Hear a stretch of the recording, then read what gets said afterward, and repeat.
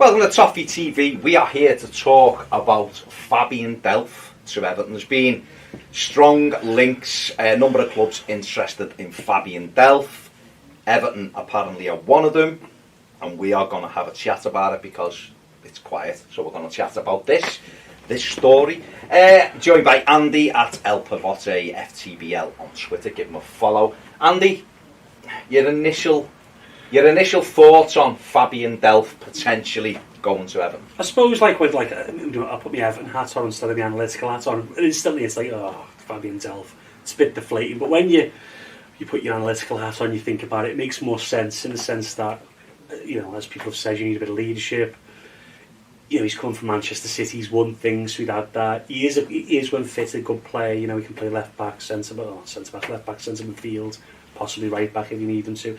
So he'd have versatility, there's a squad, I guess, and he adds a midfield, a Premiership midfielder who's got experience in the Premiership. So, it's not the worst sign you can make. It's not like it wouldn't be a bad sign, but obviously I know we Everton fans have expectations, I suppose, as you said previously off camera. If it was just Fabian Delph the whole summer, then you'd be upset, but it won't be. He's part of a plan, so it wouldn't be a bad sign, I guess. I think that's it. It's not the most spectacular of signs, so therefore people will be like deflated with that, or I don't like that, or what are we doing this for? But you look at when you're putting a jigsaw together, it takes all kinds of pieces, doesn't it? And one thing people banged on about last season, us as well, is lack of leaders. In those 2 months when it seemed like everything went wrong, and it near enough did, for a good few weeks there, we all moaned. I mean, I don't know about yourself, but me and Ped certainly bemoaned the lack of leaders in that team. Yeah, so there's a lack of leaders, yeah.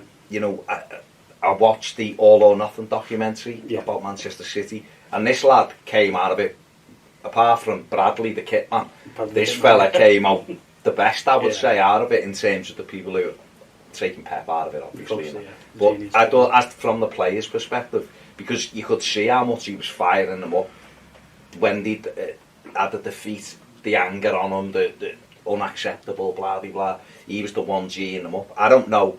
There could be 8 Everton players who do that in the dressing room. We don't know because there's no cameras in there. But he was one who you looked at him and thought, you know what? He really impressed me with that. I'm not saying that just today because Everton have been linked with him. That's just a thing. Wherever he goes, I come out of that documentary thinking, tell you what, Delph, he comes across well, and you can understand why Guardiola likes him, knows what he's getting. Yeah.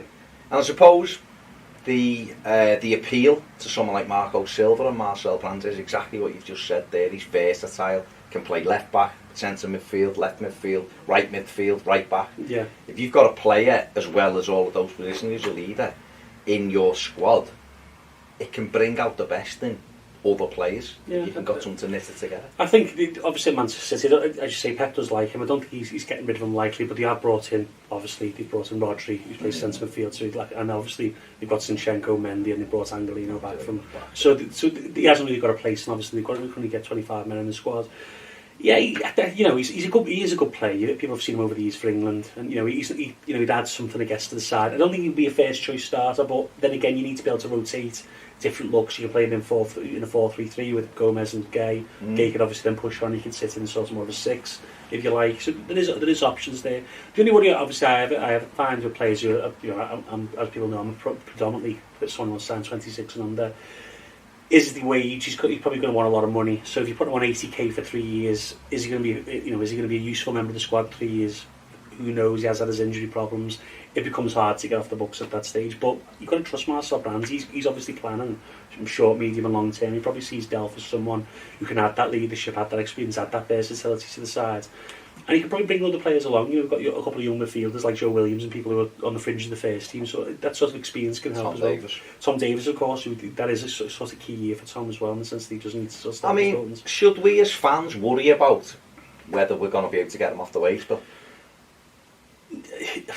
Probably not, no. But then again, if you look at the situation now, it does hold us back from buying new players. So I'm just saying, I think 10-15 years ago, no, it wouldn't have been a single thought in your mind about it, because you wouldn't sign the best player. It doesn't matter how much they cost, how old they are. But now it's because we understand more, and football sort of opened up more, like sort of opened the doors more, that we understand that. With FFP, it's sort of like that you need to think long term, short term, in the sense of if you have got someone on your books like Morgan Schneiderlin, who's £100,000 a week, is he? He's a good player. We liked him at the end of last season, but and a backup in your forwards play. So essentially, if it was Schneiderlin and Delph, it's 180,000 a week, say as backups. That's a lot of money. So it's something in consideration. I'm sure Brands and Silva would have looked at this though, and they probably would weigh up the odds. And I think he's not a bad player. As I say, initially I was like, oh, Fabian Delph, but the more you think about it, the more it sort of makes sense. If you predominantly buy players though between 20 and 26, which we know that Everton's key, they're the key parameters that they're operating in now, which is fantastic. You can afford one who's more experienced than that, because the ideal teams are teams made up with different ages, obviously. That is the key, but then you look at, so people use Manchester City, I've got older players and you wouldn't tell, but then players have been there for years through so I suppose it's a longer term project in the back. If you buy like 10 players or 15 players over a couple of years who are 20 to 26, those who are 26 by the end of that project will be 29, 30, 31, so they'll be experienced players, but obviously Everton needs to sort of fill in that gap, because we're only starting to build the squad from last season. I know we had bought players previously, and the Moshiri wasn't the best choices, so we're now having to sort of fill that gap in. So someone like Delph will fill the gap, while those players like Sigurdsson, Gay, Coleman's getting up in age, all that, and obviously Dean's now 26, Gomez is nearly 26. They're sort of going to fill that gap in as well. So it's just, I think that in the short term, it's something to fill that leadership gap. Is the question then really for him, when you're weighing up a move for him, is he better than what we've got?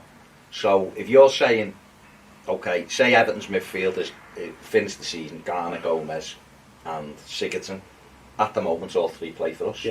Gomez has just signed, Gylfi's not going anywhere. Garner, I guess, probably isn't going to go anywhere. But we can't say 100% because the window's open. So they're the core three in the middle of the park. Then is Delph better than Schneiderlin? Is he better than James McCarthy? Is he a better option than Tom Davis? Is he a better option than Mo Bezic? These are all on our books. On the last one, yes. But the rest of them, then you've got to consider. So they're all different types of players. With Schneiderlin, he is a classic number 6, sits deep, just patrols the back four. Delph's a bit more of a better passer, breaks the lines a bit more. Then you look at Garner, I suppose it's horses for courses. Since it's certain teams, Delph might be a better player because you're trying to break his side down, he's not coming onto you. But then you miss Gay's tackling, then I guess. So it just depends. He obviously offers us that ability to play 4-3-3. He obviously, if, say, for example, touch wood, whatever wood is, but, touch wood, Luca Deans doesn't get injured. If we can't play Baines long term because he has declined slightly bit more, obviously he can use an option at left back. Another concern, we discussed what leadership is. We did try this before. We bought Rooney, Klassen, the captains of their respective national teams, and teams didn't really work. Agreed. The caveat to that, and by the way, I'm not flying the flag. No, I understand. Just obviously from a different perspective. No. All I'm saying is there was no plan when we bought those players. Whereas I understand every Evertonian who will still think back to those days, because I do it myself. I still think back and go, well, we've done this wrong, but I have to keep going. But I'm going, we did press the reset button last summer. We changed the structure. We brought someone in who's driving the bus now. We've got a manager in who knows how it works, and is hungry young manager and wants these players. So I look at it and go, okay, well, we almost have to scrub everything pre-2018, really, and go, well, these have generally bought well. So far, haven't they? I think we'd all agree that, wouldn't we? So for him coming in, this would be the first leadership type signing it's that this regime of Brands has had. He's done it before at PSV. I know obviously his main thing is bringing youth from youth setup and buying players between the ages of 19 and 25. He did buy Andres Guardado, who's Mexican international. He did buy Hector Moreno and Daniel Schwab, who were all older players.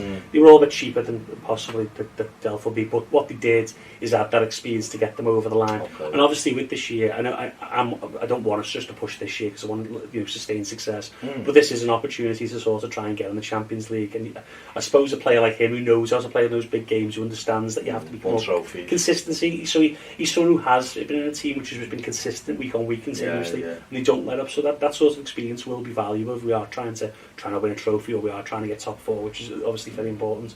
So it makes a logical sense. I think Marcel Brands is not someone who just buy a player because he's old. He's buying the right player because he fits what Everton want to do. Yeah, and as I say, it sort of gives you the option where Garner can have a rest. He can have rest Gomez, he can play both positions. He can play as more of a forward-thinking midfielder, or he can play as a deeper line midfielder. So he offers us options. I think they're the type of squad players you want. As I say, I'm quite coloured in my view that it should be only players under 26, but I understand why we're looking at the one thing before we finish, what I would say is what you hope is that there's no drop-off in quality with players you've got. And last season, I think the manager was terrified to make changes because I don't think he could trust. He felt he couldn't trust anything more than. It's the young players as well. When you're a manager who's under pressure, you look at Sam Allardyce because of all the situations he's had. Or other managers like Tony Pulis. I'm not saying Marcus Silva's anything like them, but however, is when you get going from like these 5-game spurts, where if you lose 5 games in the bunch, you could be in trouble. You tend to rely on your Theo Walcott because he's older, more experienced. He's more consistent. Whereas if you're Tom Davis or you Adam O'Loughlin comes in and they make a mistake and it comes back, you've got to be smart like that. And I think as Silva gets his feet more under the table, he will trust them players more. But as I say, he's still got this. I think still, the way that we finished last season, great. He's still got. And it is probably we've got to get Europe this season. That's the minimum really for him. I think Mashiri said to him, and Brands probably told him it's Europe this season, so that's the minimum requirement. And having someone like Delph, who I should say you can turn to and say, I'm happy with you going into midfield. Tom, it's a bit of a tough game for you. I'm going to have Fabian in today. I think that's something he needs in the squad. Yeah. I think if you can make changes and your level remains very similar, that's how you progress. You don't not having unknown quantities doesn't always help you. No, that's why I think what Marcel Brands is doing is he's building a squad where you've got a shell of a squad in a sense, where you have got these players who can play in the Premiership to a certain level.